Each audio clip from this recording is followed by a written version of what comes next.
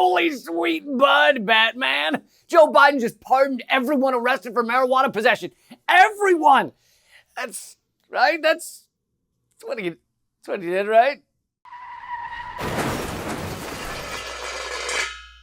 If you watched the mainstream media a couple of days ago, they lost their minds over Joe Biden's incredible move to release hundreds of thousands of people from prison who were convicted of drug possession. It was incredible. USA Today said, inside Biden's history-making moves on marijuana. The New York Times screamed, Biden pardons thousands convicted of marijuana possession under federal law. And here he is, the superhuman octogenarian himself.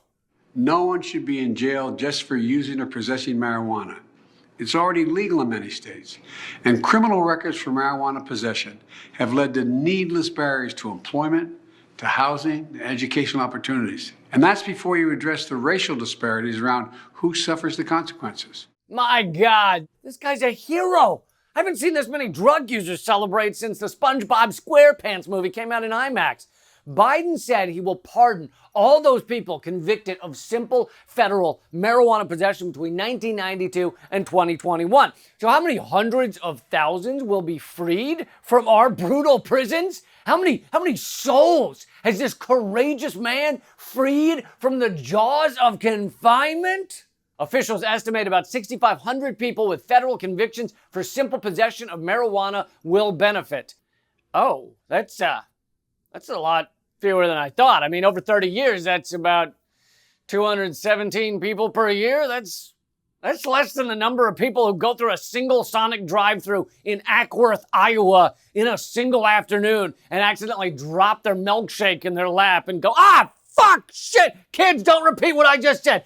I said don't repeat it. But that's okay. That's okay. At least it's something. At least it's a start. So how many of those 6,500 can walk out of prison right now, and immediately hug Joe Biden, their savior, their Jesus, their Nelson Mandela, their own personal Hobbes from Calvin and Hobbes? Well, as the BBC reported, no one is currently in federal prison solely for possession of marijuana. No one? No one. No one? Biden just freed no one? Well, damn, what a brave, bold man. You know, I used to say the Democrats never do anything and never really change anything. I take all of that back now. I was so wrong. That was before I found out that without Joe Biden and the Democrats, no one would still be in prison right now. But luckily, they got no one out. And now no one can go back to living his life and loving the family he doesn't have because he's not a person. Also, in Biden's little speech there, he forgot to mention that he was a chief architect of the deadly, costly drug war. We wouldn't even be in this situation right now where America is the largest prison state in the world if it hadn't been for Joe Biden and his fucking insane quest to lock up as many black and brown people as possible. So Biden's mission to solve the drug war, a war against our own citizens, by freeing exactly no one from prison, is almost as good as his efforts to end the student debt crisis by erasing $10,000 of student loan debt for each borrower, except for some and except for the others. Kind of like Pete Buttigieg's healthcare plan of Medicare for all for some. Even though Biden's initial student loan forgiveness plan was too little too late to begin with, did you know it's even less now? A few days ago, in a reversal, the Education Department is excluding many from student loan relief. An administration official tells NPR roughly 800,000 borrowers would now be excluded from relief, though many more borrowers could end up getting less relief than they were entitled to under the old guidance. At this point, I feel like the Democrat slogan should be, you may say we don't do enough, but it's actually a little bit less than that.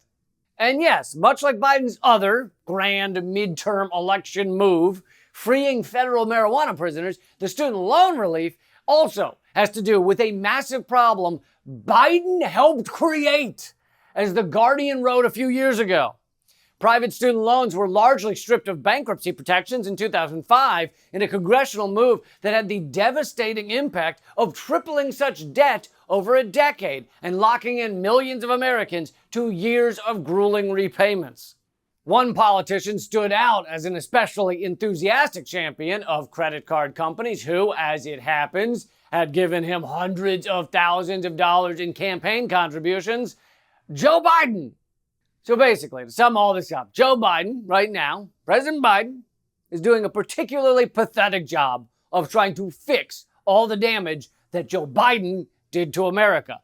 Maybe his re-election campaign message will be, "Give me 4 more years to fix all the horrible shit I've done to America. I can't possibly do it in 1 term." Long story short, legalize drugs, eliminate student loan debt, and replace Joe Biden with an excessively cologne, slightly crooked lamp of some sort. No one will know the difference. That's it for now, but the Most Censored News comes out twice a week. Please hit subscribe to make sure you find out about every video. Also, we are completely independent, so it's people like you that will keep this show going on Patreon. All right, until next time, keep fighting.